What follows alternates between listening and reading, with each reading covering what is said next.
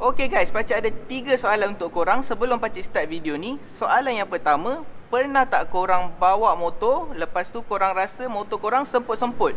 Soalan yang kedua pula, pernah tak sebelum ni korang bawa motor sampai minyak korang kering? Maksudnya enjin korang sampai dah mati sebab minyak korang dah habis kering. Dan kalau kedua-dua soalan dekat atas tu tak ada kena-mengena dengan korang, korang tanya pula soalan yang ketiga, berapa mileage motor korang sekarang? Adakah dah lebih daripada 20,000 km? Kalau dah jawab soalan-soalan tu, jom kita start video kita.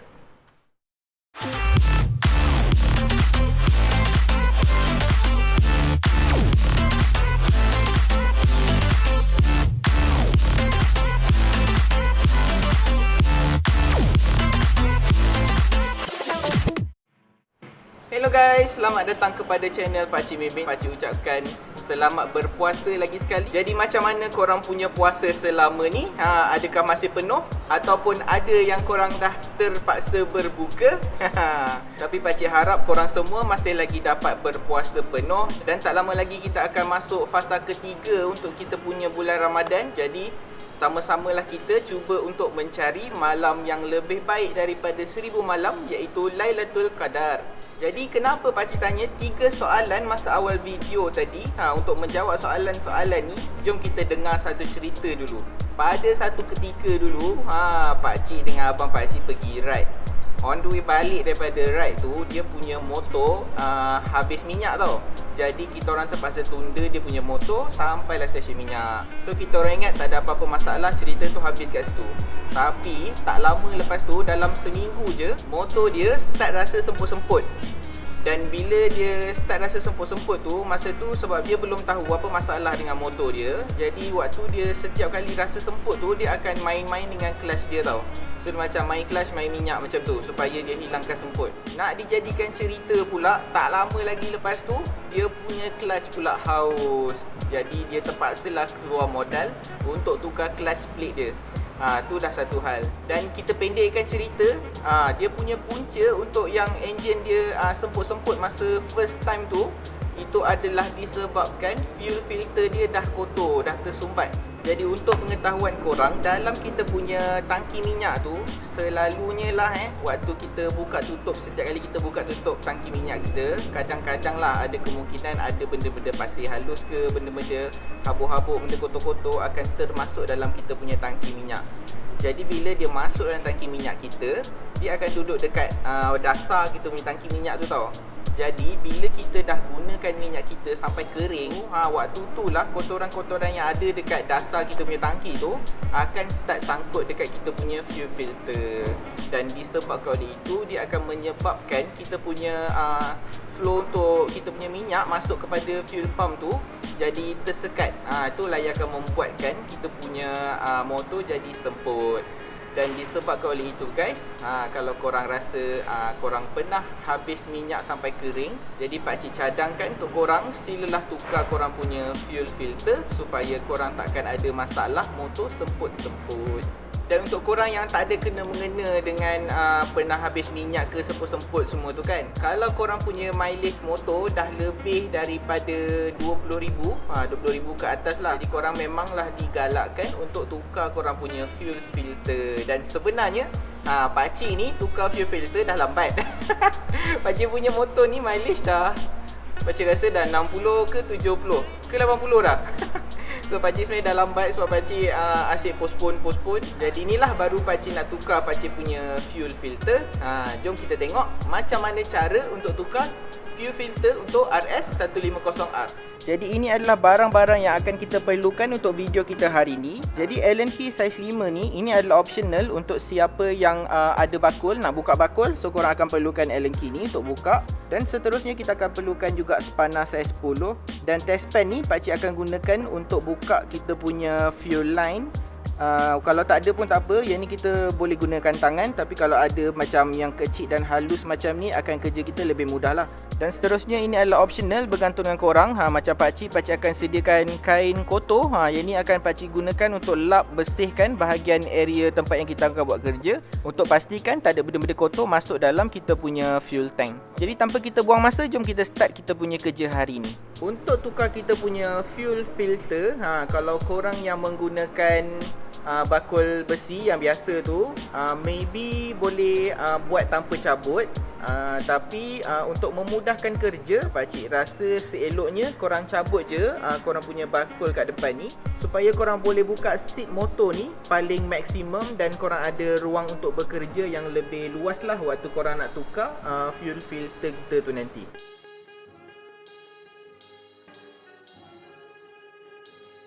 So macam yang korang dah tengok tadi, pakcik dah buka pakcik punya center box dekat depan ni. So untuk korang yang ada bakul dekat depan ni, selalunya bakul tu dia dipegang dengan beberapa skru. Dan untuk buka bakul, selalunya korang just perlu buka 2 skru dekat bawah ni. Dan untuk skru atas ni ada 2 jenis. Ada setengah bakul dia gunakan 1 skru dekat tengah ni, ataupun ada juga bakul yang dia guna skru dekat kiri dengan kanan ni.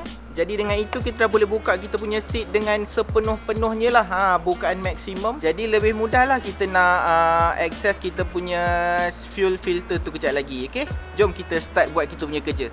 Okay guys, so first kali kita buka kita punya seat. So apa yang kita kena buat, first kali kita cabut cover untuk kita punya fuel line ni. So untuk cabut kita punya cover fuel line kita ni, dia ada sangkut dekat atas dan kat bawah ni. So kita akan kepakkan dia untuk cabut. So kita mulakan daripada bawah. Yang ni kita tolak ke belakang dan tarik, dan kita tolak ke atas pula. So ini dia punya tempat sangkut tadi apa yang cakap tu, dekat atas dengan kat bawah. So bila kita dah tarik macam tu, dia akan terkeluar. So seterusnya, sebelum kita mulakan kita punya kerja, pakcik sangat-sangat galakkan kita bersihkan dulu dekat kita punya area tempat kita nak buat kerja ni. Sebab nanti bila kita buka kita punya fuel pump ni, kita punya akan ada satu lubang terdedah dekat sini. So kita tak nak lah apa-apa habuk-habuk yang ada dekat sekeliling tu masuk dalam kita punya tangki minyak. So seeloknya kita lap-lap dulu mana yang boleh. Kalau korang ada berus-berus pun lagi bagus, korang sapu-sapu, buang semua habuk-habuk yang ada dekat area sini. Jadi seterusnya kita akan cabut 2 benda dekat sini, iaitu kita punya soket untuk fuel pump kita dengan kita punya fuel line. Cara dia untuk buka kita punya soket fuel pump ni senang je. Kita just ni dekat atas ni tekan dan tarik. So yang ni memang tak ada masalah. Dan lepas tu kita tolak dia ke tepi supaya dia tak ganggu kita punya kerja. So seterusnya untuk buka kita punya fuel line ni, dia tricky sikit sebab dia ada, kalau korang nampak dekat sini dia ada clip kat tepi. And kuning ni kita kena tolak ke bawah, tapi selepas kita tolak clip ni ke tengah. So cara dia macam ni ni tolak ke tengah kan. And then yang ni korang tolak ke bawah. Macam tu. So bila korang dah tolak ke bawah tu, sambil tu korang tarik korang punya fuel line ni keluar. So ni yang pakcik bagi tahu tadi, kita punya benda ni untuk buka kita kena tolak kita punya klip tepi ni dan tolak semua yang kuning ni ke bawah. Macam tu okey. So sama juga untuk kita punya fuel line, kita tolak dia ke tepi supaya dia tak ganggu kita punya kerja. Macam yang pakcik buat ni, pakcik just tampal je dia dekat tepi ni sikit supaya dia dia tak halang kita punya ruang untuk bekerja. Dan satu lagi sebab dia adalah pakcik buat macam ni supaya dia punya lubang tu menghala ke arah bawah, supaya tak ada habuk-habuk lah yang masuk dalam kita punya fuel line ni. So seterusnya kita akan buka 4 nut yang ada dekat atas kita punya fuel pump ni dengan menggunakan spana saiz 10.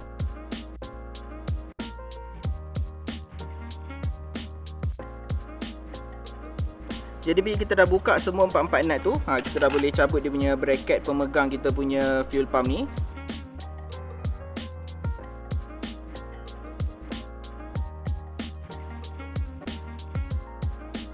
Okey, so ni dia barang yang pakcik dah beli untuk ganti kita punya fuel filter tu. So ini adalah dia punya connector untuk masuk kepada kita punya fuel pump tu. So jom kita tengok macam mana kita nak tukar kita punya fuel filter ni. So kita akan buka kita punya fuel pump ni dengan angkat dia ke atas je, tarik je. Bila kita dah buka semua, oh pucut. Oh lagi satu, pakcik lupa nak bagi tahu peringatan sebelum korang buat kerja ni, pastikan korang punya tangki minyak ni sekurang-kurangnya kurang daripada separuh Seeloknya biar dah nak kering pun lagi bagus. Macam 1 bar ke 2 bar okey lah. Kalau korang terlampau banyak, bila korang buka ni dia akan terus melimpah minyak daripada sini. So hati-hati pasal tu guys. So bila kita dah buka ni, Korang just hati-hati je tarik dia ke atas. Okey. Ya, macam tu. Okey, so kita dah lepas kita punya separuh kerja. Ada lagi guys, sebelah sini ada lagi kat bawah ni dia punya belon. So pastikan korang tarik ni slow. Sini korang boleh tarik je. Okey. So macam tu cara dia. Korang just tarik daripada bahagian hujung sini, and then tarik slow-slow ke atas. Dan last sekali adalah korang punya pelampung ni pun kena hati-hati Kalau rosak ni nanti korang tak dapat nak tahu minyak korang punya level. So ni dia kita punya perbandingan antara filter yang masih lagi suci murni belum pakai dengan yang pakcik punya ni dah pakai memang lama gila. Fuel filter pakcik ni memang daripada first time beli motor ni memang pakcik tak pernah tukar lagi. Nampak ni dia punya dalam ni memang dah kotor berlumut dah kot ni, pakcik rasa memang kotor yang teramat sangat. And memang dah wajib tukar lah ni orang kata So cara untuk buka kita punya fuel filter daripada fuel pump ni, korang kena pusing kita punya fuel filter ni ikut arah jam supaya dia punya penyangkut ni keluar daripada tempat dia So korang tak perlu risau, memang benda ni bila dia dah lama duduk dekat dalam kita punya minyak tu, dia akan jadi reput sebab ni plastik So kita sambung je lagi, tolak macam tu. So macam yang pakcik buat tadi, pakcik tolak dekat bahagian hujung ni supaya dia terpusing. So dia dah pusing ikut arah jam, and bila dia keluar daripada penyangkut tu, kita dah boleh cabut dan kita boleh masukkan filter yang baru. Kalau korang tengok dekat sini bila pakcik cabut pakcik punya fuel filter tadi, kita ada o-ring dia tertinggal tau kat sini. So korang kena pastikan korang cabut o-ring ni, sebab fuel filter yang baru ni dia memang datang sekali dengan o-ring dia sendiri, okey. Jadi untuk kita masukkan fuel filter kita yang baru, so kita akan letak dia macam ni, masukkan. And then kita akan pusingkan dia lah, sama macam mana kita buka tadi. So kita akan masukkan dia dekat tempat penyangkut tu balik. Okay. Dan tolak dia sampai dia betul-betul habis dan sampai dia tersangkut Okay. So dia dah sangkut dekat situ. So macam yang korang tengok tu, dia dah lock dekat dia punya penyangkut tu. So dia dah tak boleh tercabut lah. So bila dah siap pasang kita punya fuel filter yang baru, jom kita masukkan balik kita punya fuel pump ni ke dalam kita punya tangki. Okay guys, so sebelum kita masukkan kita punya fuel pump dalam kita punya tank balik, kalau korang perasan waktu kita buka kita punya fuel pump tadi, kita ada ni tau, ni o-ring yang akan kira macam jadi seal lah untuk kita punya minyak ni daripada keluar daripada dia punya tank. Dan dia punya kedudukan adalah dekat dalam ni Tapi kalau korang tengok kalau tengok ni bila pakcik letak ni, pakcik punya ni dah melebih. Maksudnya o-ring yang pakcik punya ni dia dah mengembang. Benda tu adalah normal. Biasalah benda getah-getah macam ni, semua benda-benda yang wear and tear. Jadi bila dah penggunaan motor pakcik ni pun dah almost 3 tahun ke 4 tahun. Jadi dia punya getah ni dah mengembang, jadi dia dah tak boleh pakai Untuk korang yang motor masih baru, kemungkinan besar korang masih lagi boleh gunakan korang punya o-ring ni. So macam pakcik dah siap beli dah ni. Ni nama dia o-ring fuel pump So kalau korang tengok perbandingan antara dua o-ring ni, ni nampak lebih kecil, yang lama ni dia lebih besar. Dan kalau kita cuba pasang cuba tengok kalau pakcik letak, dia memang ngam, masuk terus. Bila macam ni barulah dia akan betul-betul seal. Bila kita pasang fuel pump kita tu, minyak tak akan melimpah lah keluar daripada lubang ni. Jadi korang kena take note benda ni. Kalau motor korang yang dah lama, pakcik cadangkan korang beli je terus o-ring fuel pump ni, dan tukar sekaligus lah. Waktu korang tukar korang punya fuel filter. Jadi lepas kita dah letak kita punya o-ring dekat dia punya kedudukan ni, macam mana kita keluarkan kita punya fuel pump, macam itulah kita akan masukkan balik. Okay, just masukkan daripada pelampung. And daripada hujung fuel filter ni kita tolak sikit bagi dia masuk. And dekat sini bahagian tepi fuel filter ni tolak sikit juga supaya dia masuk.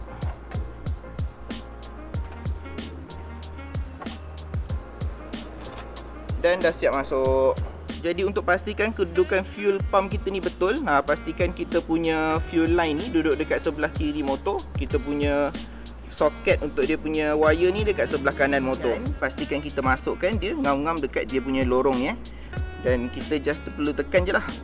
Perlu tekan dia sampai dia masuk. Korang tak perlu risau kalau waktu korang masukkan ni, korang tekan tak dapat nak bagi dia betul-betul ketat. Sebab nanti bila kita dah masukkan kita punya bracket, kita dah ketatkan kita punya nut, dia punya fuel pump ni akan automatik masuk ke tempat dia lah. So bila kita dah pastikan kita punya fuel pump dalam kedudukan yang betul, dalam lorong yang betul, so jomlah kita pasang bracket dan kita pasang kita punya nut balik.